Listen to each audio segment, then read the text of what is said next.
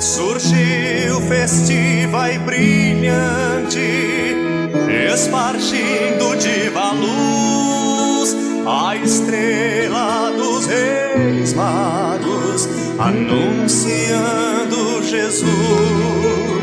Amigos de Osório apresenta Histórias do Litoral Norte com o professor Lauro Cunha. Seu esposo era um bandido,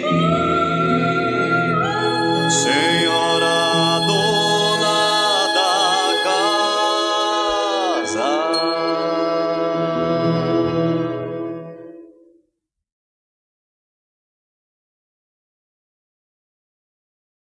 Olá, bom dia, eu sou o Lauro e esse é o nosso 18º capítulo da história do Litoral Norte. O capítulo 18 trata da extinção dos índios selvagens no Litoral Norte.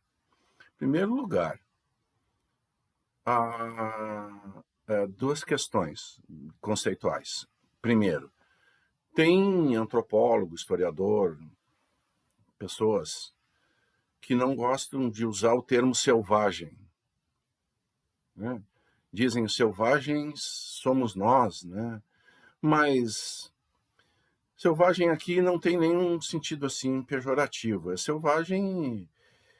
A literatura antropológica e alguns também antropólogos se referem a índios que não têm um contato amistoso ou que nem tem contato nenhum, né? Selvagem porque vive na selva, vive arredio, esquivo, né? É nesse sentido.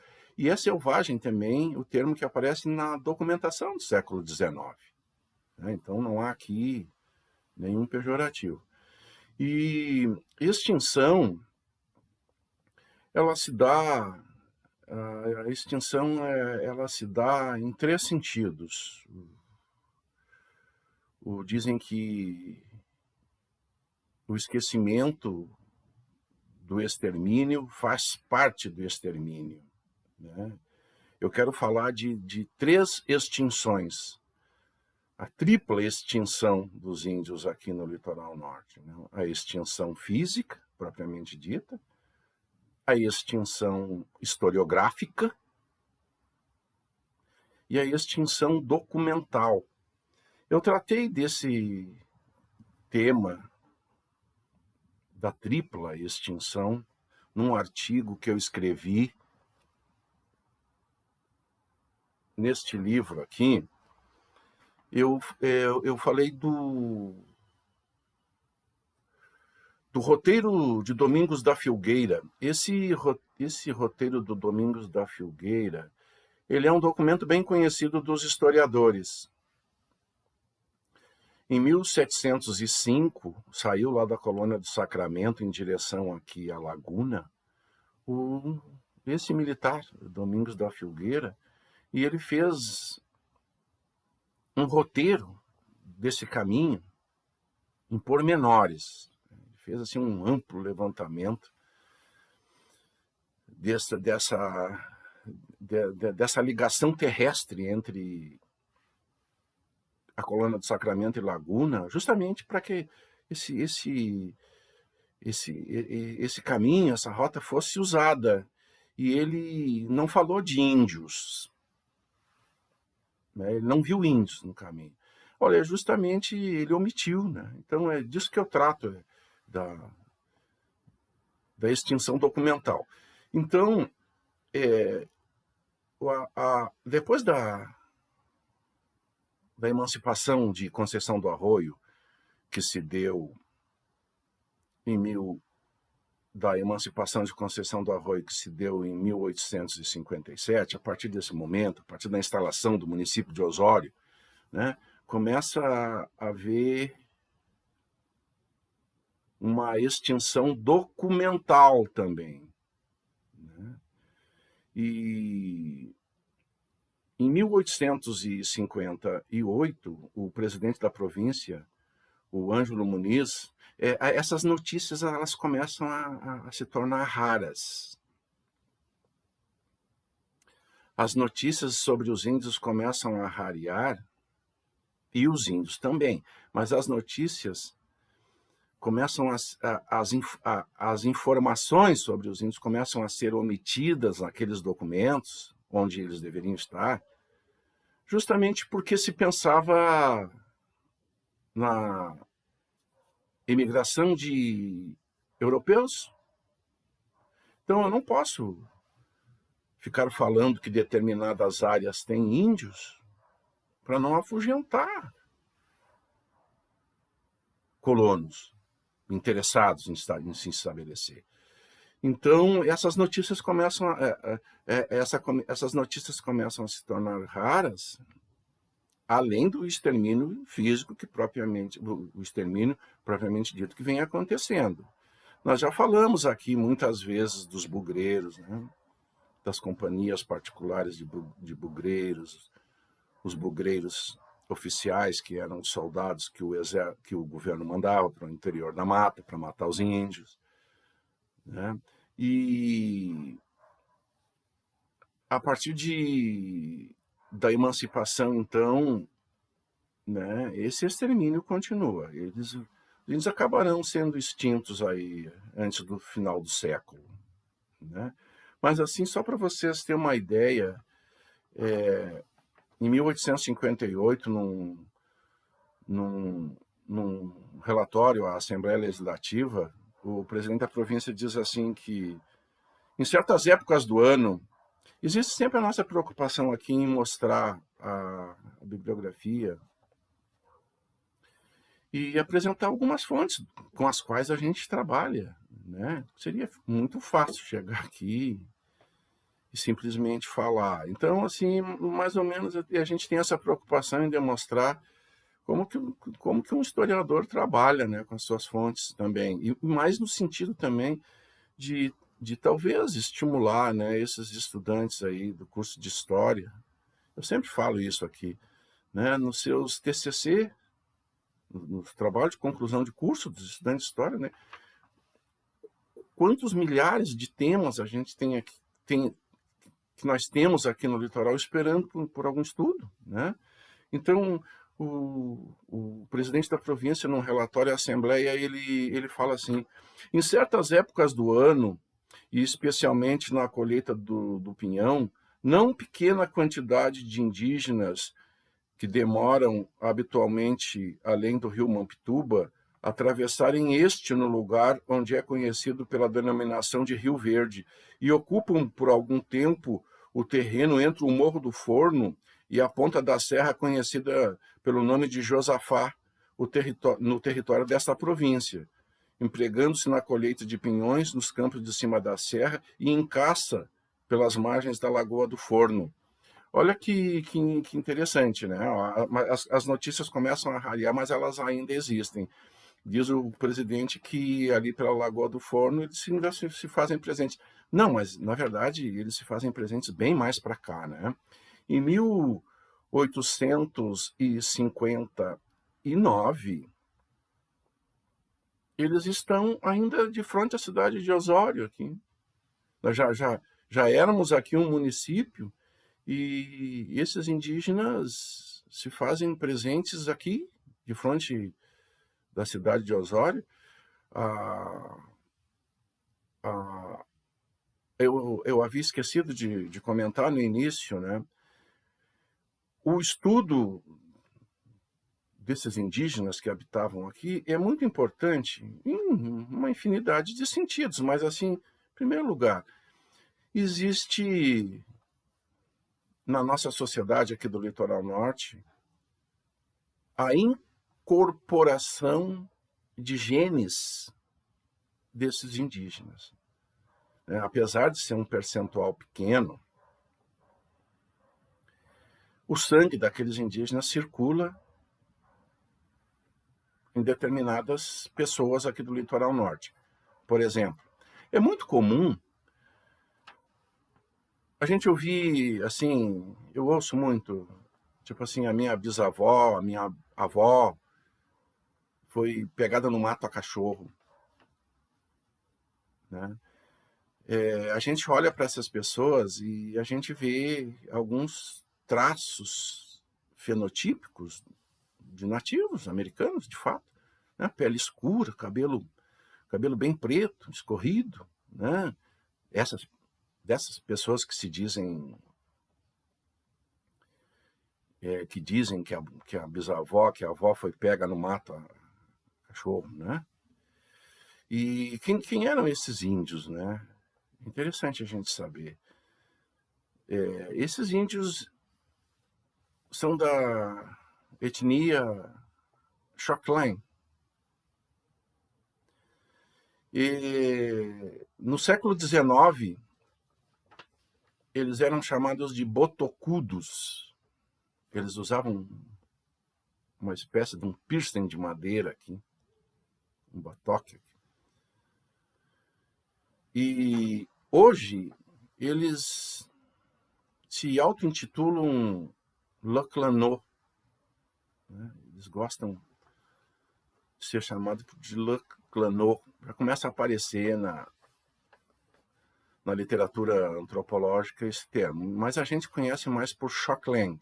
Então, muitas vezes eles se dizem Xhoklén Laclanô, né, que é essa etnia da qual nós estamos falando, né, da qual a nossa sociedade aqui incorporou alguns genes. Eu disse que eles foram extintos no Rio Grande do Sul no século XIX. Depois nós vamos falar que há um acampamento aqui em São Francisco de Paula, né? Mas eles foram extintos aqui do Rio Grande do Sul no século XIX. E lá no século XVI, XVII, o território deles vinha de mais ou menos das proximidades de Curitiba até próximo de Porto Alegre. E no século XIX, esse território já havia encolhido bastante. E no século XIX, a parte do território deles aqui no Rio Grande do Sul se restringia ao litoral norte aqui, né? Então, quando eu digo que eles foram extintos, quando eu estou falando da extinção dos índios selvagens no litoral norte, é interessante que se diga que em Santa Catarina não, né? Existe uma reserva deles lá no Alto Vale do Itajaí, reserva de Ibirama, no município de José Boatê, né? Então eles foram extintos aqui, né? E é a intenção deles voltarem, né, ao Rio Grande do Sul. Mas em 1859, como eu vinha falando, eles começam a deixar de aparecer na documentação que se produz, mas ainda aparecem. Em 1859, eles causavam problemas sérios aqui, logo depois da Borrússia, no Rio do Meio e no Rio Cará, aqui no município de Cará. E o município de Cará, ele é logo aqui na BR-101, o município de Cará vai até o Aguapés ali. E quando eu digo que houve um extermínio documental, ele não é total, né? Ele raramente eles aparecem. Então, na Câmara de Vereadores de Santo Antônio da Patrulha, houve uma discussão nesse sentido. Mais um parêntese. Aqui no litoral norte, infelizmente, nós não temos um Instituto Histórico e Geográfico. Isso é lamentável. Santo Antônio da Patrulha tem o Instituto Histórico e Geográfico de Santo Antônio da Patrulha. Os patrulhenses conseguiram criar o seu Instituto Histórico e Geográfico. E eles produzem coisas maravilhosas. Uma das coisas maravilhosas que esse instituto criou foi um projeto de transcrever as atas da Câmara Municipal. Hoje a gente chama de Câmara dos Vereadores, né? Mas naquela época era a Câmara dos Vereadores que administrava também o município. E eles transcreveram essas atas. E imagina a mão de obra que eles popam para os historiadores, né? Imagina que mão na roda que é isso aqui para os historiadores. Né? Então, em 1859, essas discussões sobre a presença de índios, a questão indígena não era uma questão que se discutia na Câmara de Vereadores, isso era um problema de polícia. Os índios nem gente eram considerados. Não era um problema social, era um problema de polícia. Né? Mas então, em 1859, houve alguma discussão, né? Fugindo à regra, houve uma discussão na Câmara de Vereadores. No dia 12 de janeiro de 1860. O senhor vereador Moraes propôs que, havendo notícia que os bugres ameaçam invadir as moradias do Caraá e Rio do Meio, era de parecer que se oficiasse o senhor delegado para dar providências a respeito, o que aprovado assim se deliberou. E a carta que eles mandam, o documento que eles mandam para o delegado da cidade é a seguinte: constando a Câmara Municipal desta vila que os bugres ameaçam invadir os moradores da costa do Arroio Cará e Rio do Meio, a ponto daqueles moradores abandonarem suas casas, pede a Vossa Senhoria sua coadjuvação para que sejam exploradas as matas na costa daqueles rios, a fim de se descobrir se é verdade a queixa dos ditos moradores. A mesma Câmara espera que Vossa Senhoria se prestará, nesse caso, a bem do sossego público.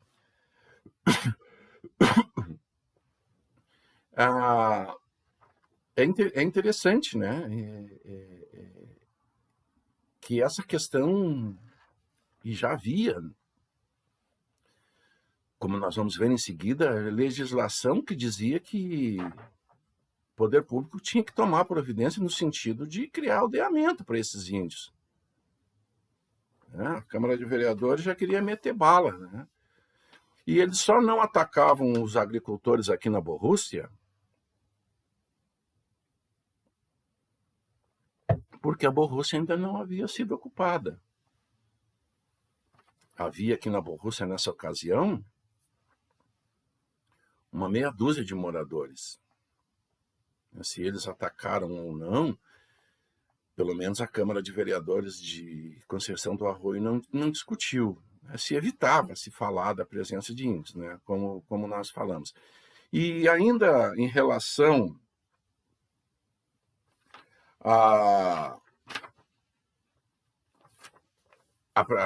as notícias, em relação às notícias que começam a se tornar raras, nós temos mais uma, desse extermínio documental, como nós chamamos lá no início. Um tenente-coronel chamado José Maria Pereira de Campos foi enviado pelo governo para fazer um estudo aqui dos terrenos devolutos para assentamento de colonos, visando, né, futuras assentamentos de colonos, futuras áreas coloniais. Em 1862,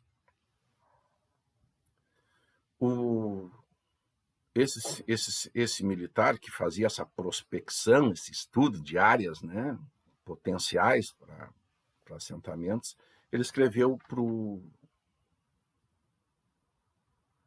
governador, para o presidente da província: os terrenos compreendidos entre as barras dos rios das Pacas e Monteiros são devolutos, apresentando condições admiráveis para serem cultivadas. São eles os mais férteis e produtivos de toda a costa. infestados, porém, pelos indígenas, cuja tribo existe entre as cabeceiras dos rios Araranguá e Tubarão, abaixo da serra. Eles têm sido considerados na esterilidade, esses terrenos, quando poderiam apresentar um centro de admirável produção. A população, porém, foge das suas margens, temendo as excursões periódicas dos indígenas. Quando ele diz que aquela área está infestada, o termo infestado em agricultura significa, assim, impregnado de uma determinada praga. Né? Ele diz aqui, em outras palavras, que aquelas terras poderiam gerar riquezas, né? Mas estão sem produzir porque o índio amedronta o colono que quer se estabelecer ali em paz. Essa região aí que ele fala é ali próxima do Morro do Forno, e no atual município de Morrinhos do Sul. E esse tal de Morro do Forno era um lugar sagrado para esses índios, né? Era um lugar de rituais xamânicos ali. Muito bonito esse morro, quando a gente passa por ali, né? Dá para fotografar, inclusive. E na década de 1870, acontece no extremo sul de Santa Catarina o assentamento de colonos italianos. Ali no extremo sul de Santa Catarina, né, vai haver um genocídio escandaloso ali. Os bugreiros de Araranguá, né, se tornarão assim os maiores carniceiros de toda essa história do bugreirismo no Brasil. Né? Eles vão ceifar ali milhares de vidas. Né? E isso tem consequências diretas aqui no litoral norte do Rio Grande do Sul, porque é a mesma tribo, é o mesmo grupo. Né? Esse que ocupa aqui o litoral norte, do extremo sul de Santa Catarina, é um grupo só, não existe essa divisão de Santa Catarina com o Rio Grande do Sul. Então, a partir do momento que eles começam a morrer, a serem exterminados fisicamente, ali no sul de Santa Catarina, começa a diminuir, obviamente, consequentemente, a quantidade deles aqui no Rio Grande do Sul. Aqui no litoral norte do nosso estado, o assentamento de italianos começa a partir de 1888. Esses italianos que vão ser assentados aqui no Rio Grande do Sul, a partir de 1888, eles não vão ter atritos. Pelo menos eu não conheço, não sei de nenhuma notícia de atrito entre os índios selvagens com os colonos que vão ser assentados aqui, né? Apesar dos colonos se depararem com vestígios da presença recente desses índios por aqui. Os italianos começam a ser assentados no litoral norte, na Borrússia, em 1888, na colônia Marquês do Herval, na Barra do Ouro, em 1891, na colônia Júlio de Castilhos, na atual localidade de Morro Azul, em Três Cachoeiras, e no Cará, né, a partir de 1890 a 1896, houve um assentamento de milhares de colonos aqui no Cará. Né? Então, se não houve atrito entre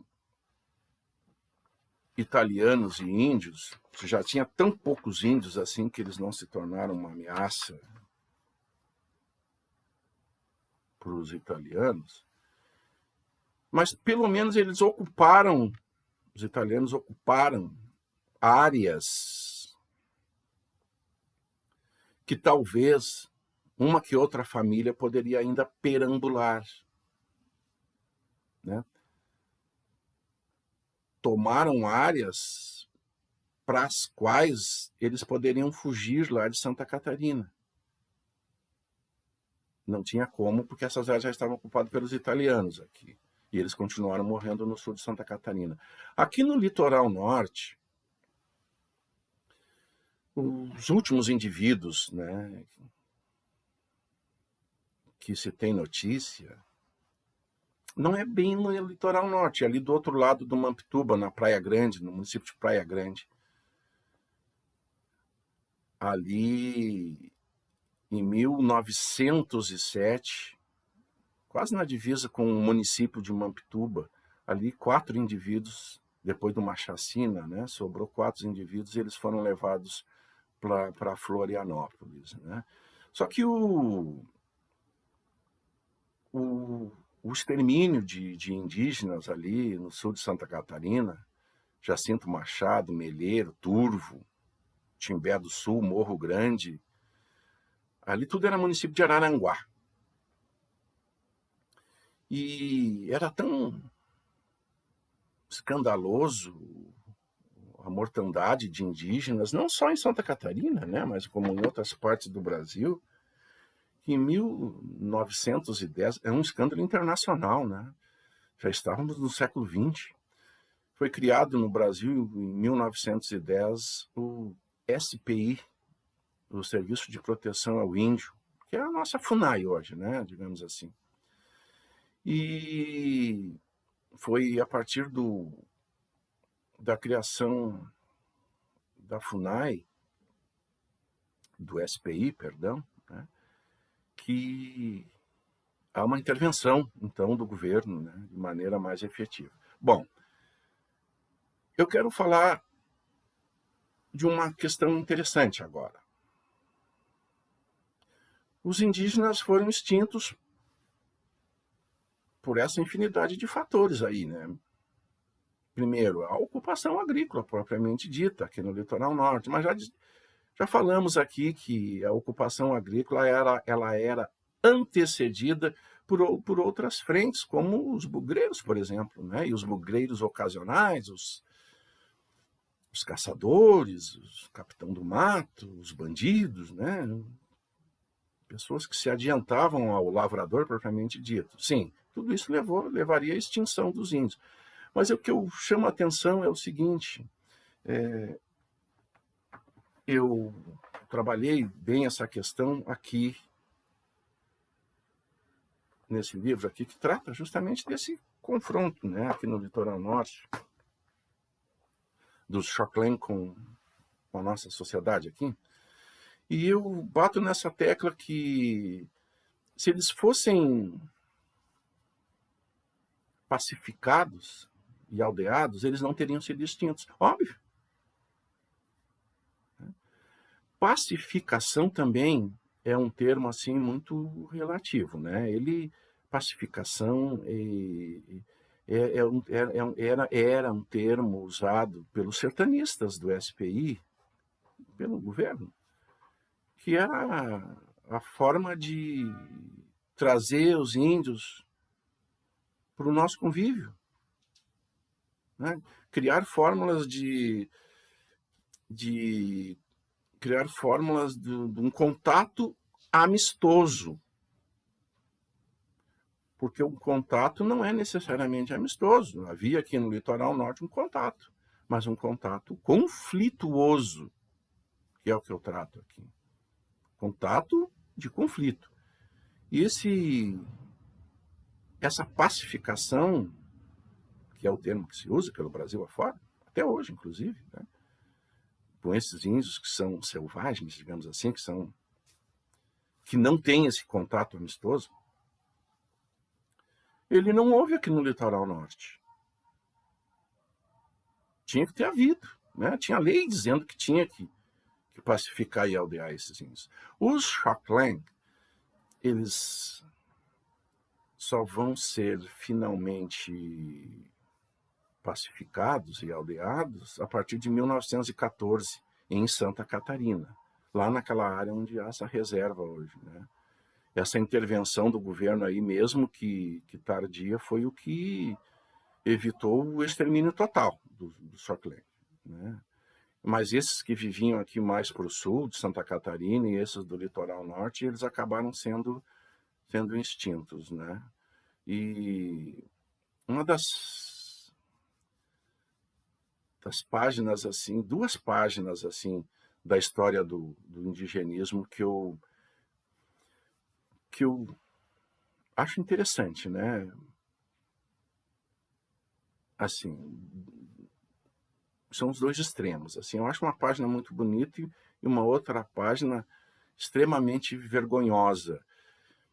A página extremamente vergonhosa é a ação desses bugreiros aqui em Santa Catarina, da maneira como eles matavam os indígenas. Tem um depoimento de um bugreiro aqui no sul de Santa Catarina, me parece que, se não me falha a memória, o nome dele é Ireno Pinheiro. Ele disse que, só para dar um exemplo, né, ele disse assim, certa vez eu matei um índio. E quando eu fui tirar a orelha dele, eles ganhavam por orelha, né, os bugreiros. Quando eu fui tirar a orelha, eu percebi que ele não estava bem morto. Ele gemia e chorava, e dos seus olhos saíam lágrimas que até parecia gente. Então é essa ideia que se tinha dos bugres, né, que não eram bem pessoas, que não eram gente, né, que não, essa humanidade dos indígenas era algo assim inquestionável, né. Outra página bonita, né, épica, romântica,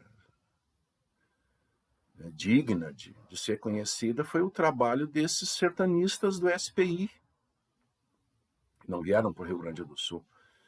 Quando o SPI foi criado, nossos índios aqui já haviam sido extintos.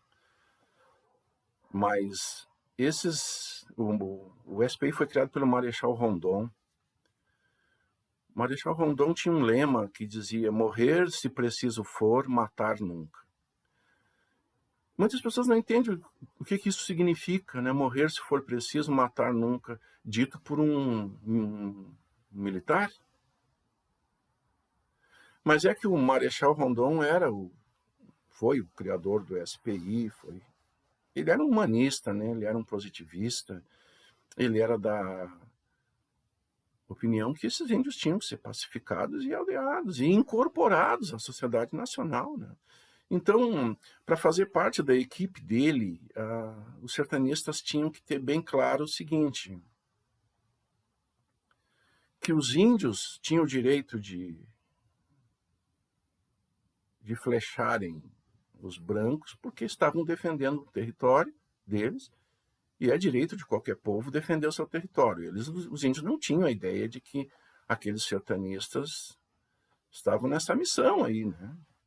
De tentar evitar o extermínio. Os índios não tinham como compreender.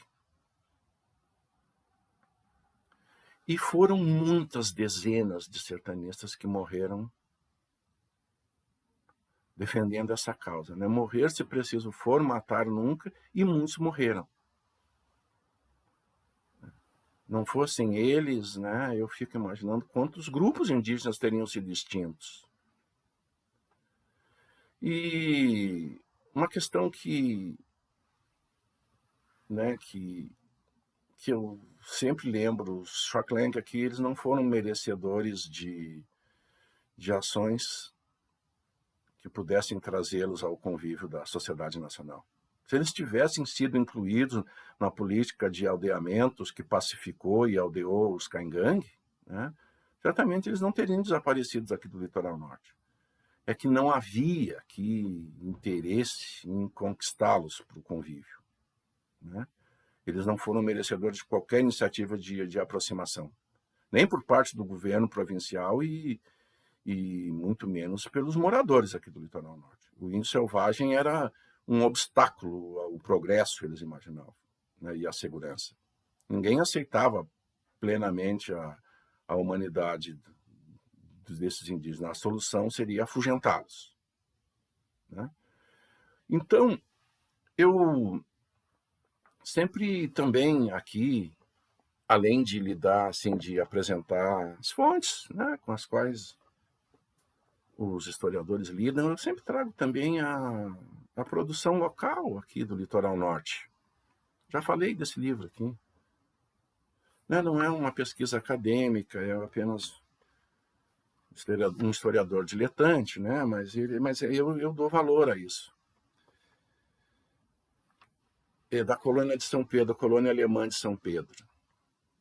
É o município de Dom Pedro de Alcântara hoje, né? José Cracelau escreve assim: do tempo em que conviveram com os brancos, esse convívio aqui é conflituoso, né?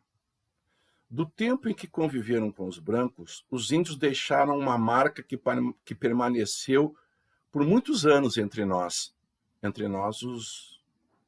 os imigrantes alemães. A marca é o bugre. Este elemento que jamais conseguiu se identificar com o branco conviveu com o mesmo muitos anos. De um modo geral, não era hostil, mas vivia sempre aprontando por colono. Essas são as palavras dele. E a leitura que o historiador faz, que um antropólogo faz, é o seguinte, né? Dá a impressão que quem tinha que ter a iniciativa seria os índios, né? Nunca se identificou com o branco. Olha, não dá para dizer que não havia interesse dos Xocheng em se aproximar amistosamente dos brancos, né? Depois, muitos grupos indígenas aqui no Brasil, depois que foram pacificados, depois que foram atraídos, os sertanistas descobriram que eles haviam feito vários esforços no sentido de nos amansar, né? Eles tentavam, mas eles não sabiam como nos amansar, nos pacificar. Eles tentavam nos pacificar, só que eles não sabiam como. Mas eles já estavam cansados, eles já haviam feito vários esforços nesse sentido. Então, quando ele diz aqui que os índios viviam aprontando para os colonos, isso é que, na verdade, a gente não sabia interpretar as ações e a atitude deles. Por exemplo, só vou dar um exemplo. Dizem que os índios furtavam de noite cachaça, mas deixavam no local onde eles, no engenho onde eles roubavam a cachaça, eles deixavam peixe. E os índios Xocheng não comiam peixe, mas eles sabiam que os brancos gostavam de peixe. Então, os antropólogos entendem que aquilo ali é um escambo mudo. É uma troca sem que haja necessariamente o contato face a face. Os índios estavam querendo dizer assim: olha, eu não quero te dar prejuízo roubando a tua cachaça, né? Mas aqui eu vou te deixar aqui uns peixes no sentido de pagar a cachaça que eu estou levando. Quando eu digo que o aldeamento e a pacificação dos Xocheng, que eles eram merecedores de um aldeamento aqui no Litoral Norte, por lei, eu estou falando da Lei de Terras. Famosa Lei de Terras de 1850. Essa lei imperial, né, lei do Império Brasileiro, com esta lei, é uma lei muito extensa. Com esta lei, ele impedia o acesso livre às terras. Quem estava ocupando era dono, mas a partir daquele momento seria dificultado o acesso à terra. A lei é de 1850 e ela foi regulamentada por um decreto em 1854. Né? Ela tratava, assim, é uma lei muito extensa, né, das medições de terra, da definição do que é terra devoluta, da fiscalização dos lotes onde se assentava o colono. A lei também promovia a colonização. E esta lei levava em consideração a presença de indígenas. Para os índios é uma lei boa. Tem no mínimo 4 artigos que tratam da consideração que tinha que se dar para os índios. Então, a partir de 1850, tudo que se fez contra os índios aqui no litoral norte se fez contra a lei. 1854, tudo que se fez contra eles, né, já se contrariava uma lei que dizia que eles mereciam ser aldeados. Uma parte dessas terras tinha que ser reservada para eles, né? É o artigo 72, 73, 74 e 75 da Lei de Terras, né? Dizia que tinha que aldear os índios e não matar, né? O presidente da província aqui do Rio Grande do Sul, chamado Ângelo Muniz, ele chegou a pleitear, né, com o governo imperial um aldeamento aqui no litoral norte. E não dá para dizer assim que nada foi feito. Em 1858, ele representou ao governo imperial a necessidade da criação de um aldeamento ali na Lagoa do Forno, né? Só que aquelas terras ali eram terras de valor, né?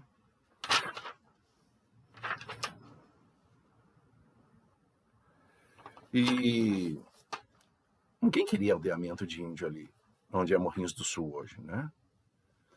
E ninguém acreditava também que os índios Xoklengue fossem capazes de se deixarem aldear. Quando as autoridades se referiam ao nosso Xoklengue aqui do litoral norte, se dizia assim, ó, que eles eram uma raça mais indômita. Quando se diz que eles eram mais indômita, eles comparavam com os Caingangue, que são parentes, né? Os Xoklengue e os Caingangue são primos. Então, eles diziam, essa raça aí, esse grupo aí é mais indômito. Porque os Xoklengue, os Caingangue, muito contra a vontade, mas estavam aceitando o aldeamento. Muito contra a vontade. Foi um processo doloroso aldear os Caingangue.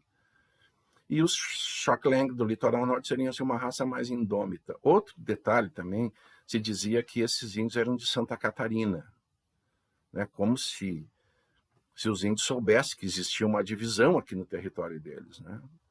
Já falamos aqui, os índios que circulam pelo litoral norte são os mesmos do extremo sul de Santa Catarina, ali, Praia Grande, Jacinto Machado, os mesmos, eles circulam. Então, assim, é muito fácil, né? Era muito fácil para as autoridades do Rio Grande do Sul dizer, esses índios aí são de Santa Catarina. Quem tem que aldeá-los é o governo de Santa Catarina. Nós temos que afugentá-los para Santa Catarina, né? Então, os gaúchos aqui, as autoridades do Rio Grande do Sul, os moradores, o desaparecimento dos índios era algo incondicional, né? Não iam admitir um aldeamento ali, né? E de volta à análise das atas da Câmara de Vereadores de Santo Antônio, né? Essas, quando falamos da extinção, do extermínio documental, né, a gente chama essas atas de vereadores de fontes sonegadoras, que o historiador vai nessas fontes, imaginando encontrar alguma coisa e não encontra. Quer dizer, a fonte está te sonegando, porque aquele problema existia, mas aquele problema não foi discutido na reunião dos vereadores. Isto não deixa de ser, por si só, também um dado histórico interessante, né? Não era um problema social a ser discutido, né? Por isso que há esse silêncio das fontes. E é um dado, né? É um dado que chama atenção. Por exemplo, quando nós aqui ainda pertencíamos para Santo Antônio, né? 1849, o governo da província perguntou para a Câmara de Santo Antônio se existiam aqui terras de índio, né? E a resposta dos vereadores não foi mentirosa, mas assim, foi uma resposta maliciosamente incompleta, né? Os vereadores responderam assim, bem curto e grosso, né? A Câmara Municipal dessa vila responde ao ofício de Vossa Excelência, sob o número 27, do dia 17 de setembro, último, tem a significar a Vossa Excelência que nesse município não existe bem algum que pertença aos índios, e nem outros bens qualquer que devam ser incorporados aos próprios nacionais. Quer dizer, eles perderam a oportunidade de dizer, olha, nós não tem aldeamento indígena aqui, mas se faz necessário. Né? Na verdade, não esqueceram de dizer isso, foi de propósito, né? que deixaram de mencionar toda a problemática indígena que nós tínhamos aqui. Né? Depois, em seguida, também, numa outra ocasião, ele diz: a Câmara Municipal responde ao circular número 8 do presidente, cumpre informar que nesse município não existe terras que pertençam aos índios, numa outra ocasião. Né? Ora, então, a extinção, ela aqui dos Chaplenga, aqui no litoral norte, se deu justamente porque não houve interesse algum de atraí-los para o convívio. Né? Quando já tinha lei que dizia que sim, que tinha que trazê-los. Todas as medidas que se tinha aqui era para afugentá-los. Né?